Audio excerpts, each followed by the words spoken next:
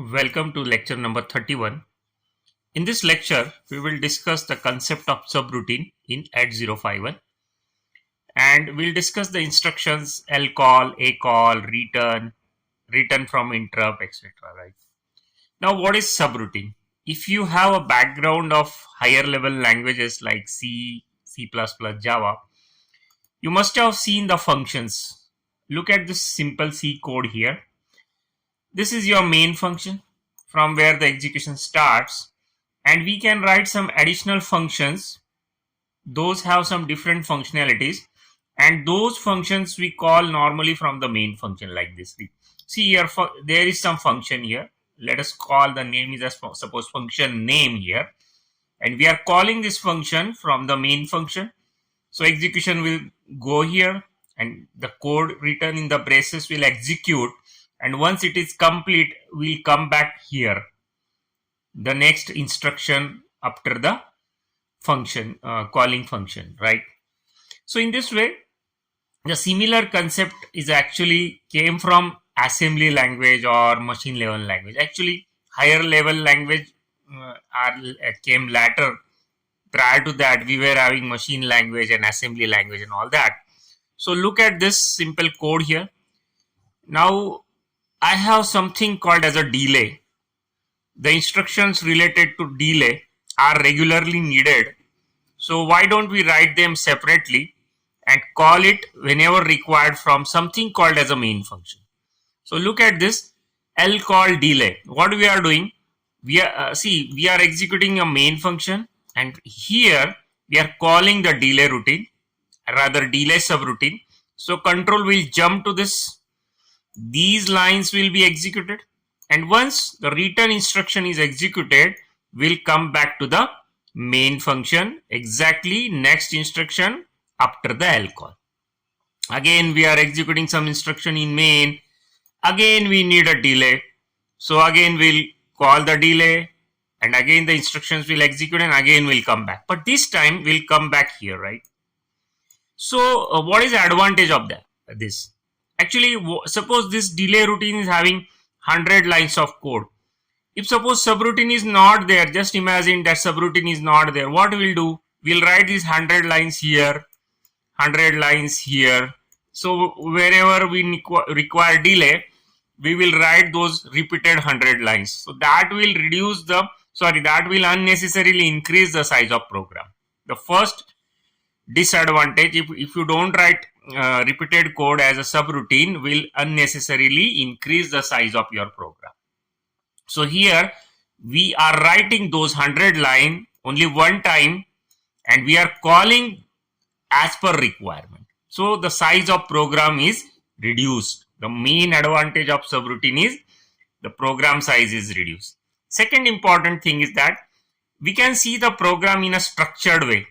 Suppose delay routine, display routine, conversion routine are written separately from main program. So it is very easy to understand the functionality. The program become very structured and complexity of the code will reduce. Somebody third person can easily understand that how this program is written, and okay, so these are what are all advantages.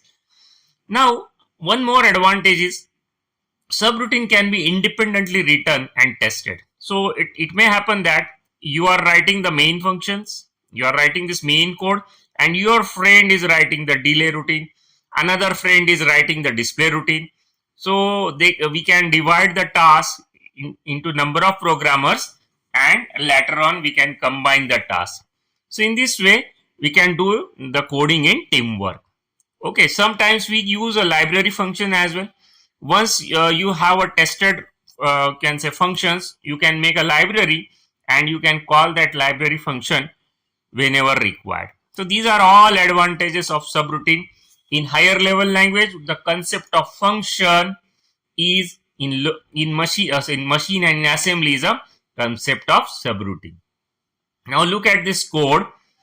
We can see the instruction like LCALL written here in a main program, and with LCALL we are passing the address where the subroutine is written.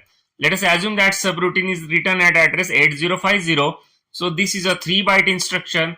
We are writing, suppose we are passing the address here. This is just not related to 8051. This is in general I am explaining. We'll see in detail of 8051 how it is handled. Again, suppose we are again calling.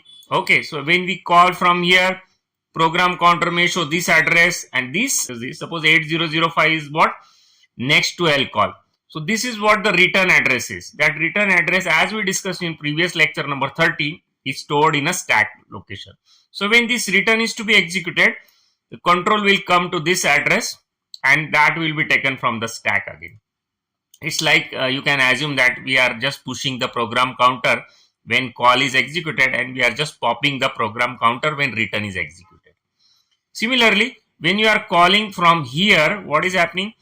This is what the next instruction after LCALL. When return will be executed, at that time we'll come back here, and again that address will be available in stack.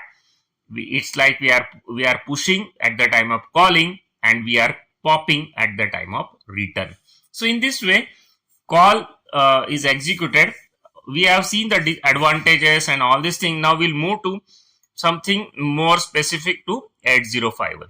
So in 8051, we can see that there are two instructions for calling.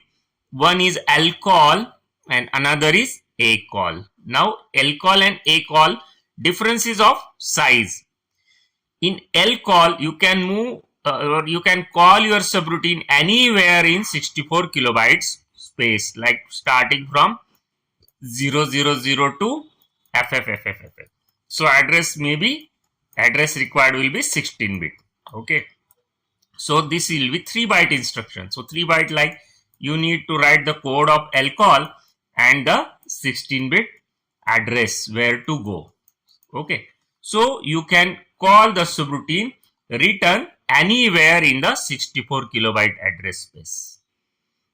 Now in general in 8051 we have 4 kilobyte of internal ROM, and if required we can interface external ROM as well. So maximum we can have 64 kilobyte. But in most of the 8051 applications, we don't interface external memories. So it may be like we can have 4 kilobyte of space. Okay. Anyway, this is about what LCALL is. Now ACALL is similar to the LCALL, only we need a 2 byte of space. So if you are using 2 byte of space, actually you can say the target can be in the range of 2 kilobyte. So your program is restricted in the 2 kilobyte zone only. Then you can go for ACALL, and that will reduce your 1 byte, because LCALL will need 3 bytes and ACALL need only 2 bytes. So sometimes when we want to, you can say, save the bytes, we can go for ACALL instead of LCALL. But of course the limitation is your program should be restricted in 2 kilobyte of range. Okay, so this is about the LCALL and ACALL. Now we have see, this is what the detailed description I have given here about LCALL, that like first byte is opcode and second and third byte will be what addresses of the target. Here it is 2 byte, so only 11 bits are, see, out of the 2 byte I can say 16 bit is the space. Okay, so 16 bit, out of that 11 bit space can be used for 2K address range, and rest is for the opcode. When we write a subroutine, at the end of the subroutine there should be instruction like return, as we discussed. So return will take your control back to the from where you have called. Okay, at that time the address, or say the return address, which was already stored in the stack area when the call was executed, will be taken back, and program counter will resume from that address, right? We'll see one more instruction. Actually, return from interrupt is useful when we are talking about the interrupt service routine. We'll come to this topic later on when we'll discuss the interrupts. So just for now, just remember that there is one more return. That instruction is RETI, return from interrupt, and it is related to returning from interrupt service routine. So this is about the LCALL, ACALL, return, and RETI. Now we'll move to the next part. Actually, here I have written one code to explain how calling and all that happening. See, this is something called as my main program, and this is something a subroutine is there. Okay, so delay is my subroutine. When you write this program in CALL type of compilers, you can see that here we'll write org0 and sjump main, and org30 is what? From where your main program starts. So this is your main program actually. Why we leave the space between 0 and 30 is for a reserved space for the interrupt service routine if required. So it's a good programming practice. I already we had discussed all this.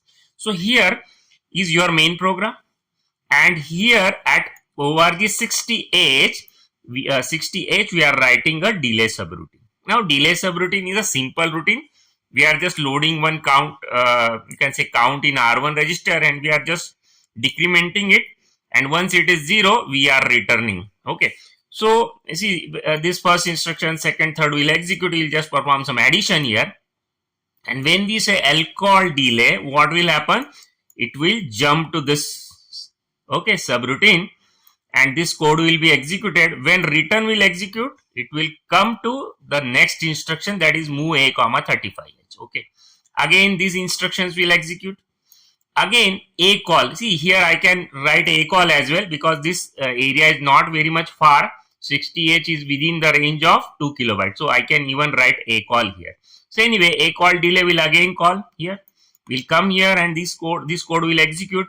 Again when this R1 becomes 0, will return, but this time will return here, and again we'll continue with the main program. So I have written here the actual machine code related to each assembly instruction. So if you see LCALL delay, how it is written, this 12 is what? The code of LCALL, and 0060 is what? The address. This is what the address where you will write your subroutine. See, you have mentioned here org0h, so that code will be written at 0060 in the ROM space. Okay, so this is what the address where to go. Okay, so this I can say this is a lower byte and this is a upper byte. Okay, now if you see ACALL, what is happening? See, in ACALL you may say that 11 is what related to ACALL, and 60 is only what needed to mention here, because you can sufficiently mention 60, because it is you can say you don't need that 00 is assumed here, because we don't need to go very much far. So anyway, finally what I can say, ACALL is managed in 2 byte and LCALL needs a 3 byte. So if you want to save the space, you can use ACALL. Of course, where you want to go, that should not be very much far, that should be within the range of 2 kilobytes. So 11-bit space in this 16-bit can be assigned to for that address. Anyway, so this is what I can say is the simple program to demonstrate what is LCALL and what is ACALL and how this code is actually written. Rest is what actually 7425 is the code of this move a comma 75. All this is what the code of what I can say other instructions. But right now we are focusing how LCALL and ACALL is stored in the code memory. So we can see the execution of this program, that will give you the better idea. So I have already written the program in CALL, and we can see the step-by-step debugging of the code. See, purposely I have shown here one memory in the internal ROM, that is specific address 08. Why 08? Because stack is by default starts from 08. Stack pointer, when we reset the microcontroller, shows 07. So we can store the in the stack the addresses or data from 08 onwards. This you can see in my previous lecture, that is lecture number 30, where I have explained all these things in greater details. Now see, we'll execute this code step by step. Right now we are here, so I will execute the first instruction. So we'll move to main code. Okay, so that is written as 30. So now the first instruction is suppose move a comma 25. Yes, a gets the 25.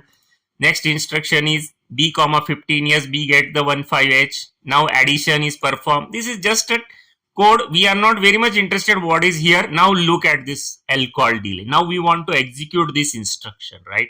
So what will happen? So here is your delay. Okay. So when this executes, control is transferred here. Now look at this 3a and 00. What is this 3a and 00? You can see that 3a and 00 is what the address of this next instruction after LCALL, that is move a comma 35.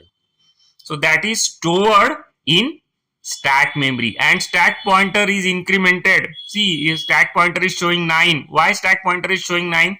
Because we have used the two stack locations. Why? Because we want to store the 16-bit address. And what is this?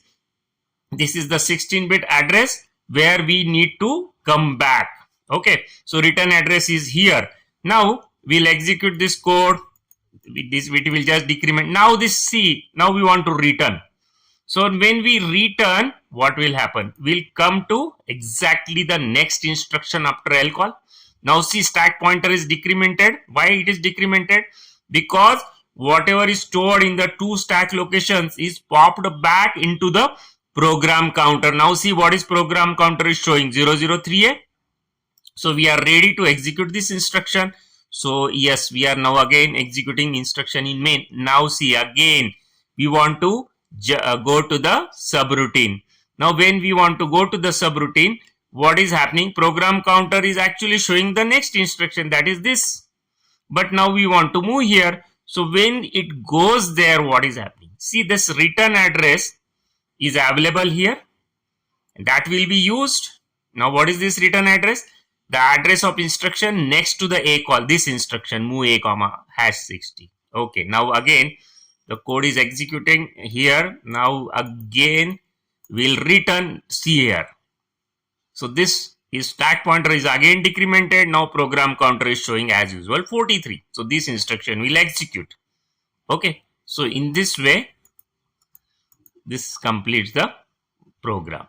Anyway, so program counter's content will be stored in the stack memory because we want to come back. Now see, if suppose you don't write ACALL, instead of that suppose you write here a jump, or here you write L jump. What is different? See, L jump or a jump will take you there at this space, at this the delay, where is the delay is, but it will not store the return address. So what is this is what the difference between jump and call. This is a common interview question, that when you use a jump you are not bothered of coming back, but when you are calling a subroutine you are bothered of coming back. So you store the return addresses in the stack memory. So that's why we discussed in last lecture that stack is the memory used by programmer as well as by microcontroller itself. Now one care you should take here, suppose in subroutine you are using a stack. Suppose you are writing instruction like push here, for example push suppose 0E0. Okay, so you should write pop as well. See, number of push and number of pop should be same, otherwise what will happen? Otherwise return addresses you will get microcontroller will get confused, because stack is utilized, and it may happen that if suppose your number of push and number of pops are not same, so return address may be wrong. So you should take care that in any subroutine same number of push and pop should be there, so you will come back properly. So in this way we explain this. Now one more thing I need to explain here is what you may have number of subroutines. Look at this slide. You can have suppose subroutine 1, subroutine 2, subroutine 3. So you are calling, suppose from main you are calling subroutine 1. So when it is called we'll go here, and when it is returned we'll come here. Again in main you are calling subroutine 2. So it will go here and return it will come here. Again you are calling subroutine 3. Subroutine 3 will take you here and return will be here. But look at this. In subroutine 3 we can call another subroutine also. So subroutines can call other subroutines also. So subroutine 3 is calling what? Subroutine 1. So when this is executed, what will happen? The control will go here, and when it returns, this time it will return here, very next to LCALL sub1 in this subroutine. And this return will take back you to the main code. So in this way we can say that, like in C you see the functions can call other functions. Same is here. Subroutines can call other subroutines, but where to return? Actually from where it is called, next instruction of that is what where the microcontroller or where is the CPU will come back. Okay, and this is taken care by the stack memory where addresses are pushed accordingly. So this is about all about the subroutine and all that. It's a very important topic. See, in next, what we can say, when we go for real world projects, actually we'll divide the tasks into number of subroutines, and we'll be very much using the subroutines. Even when we'll write a program in embedded C, we'll use the functions, different functions, and we'll split our task in different functions. So this is very important. Thanks for watching.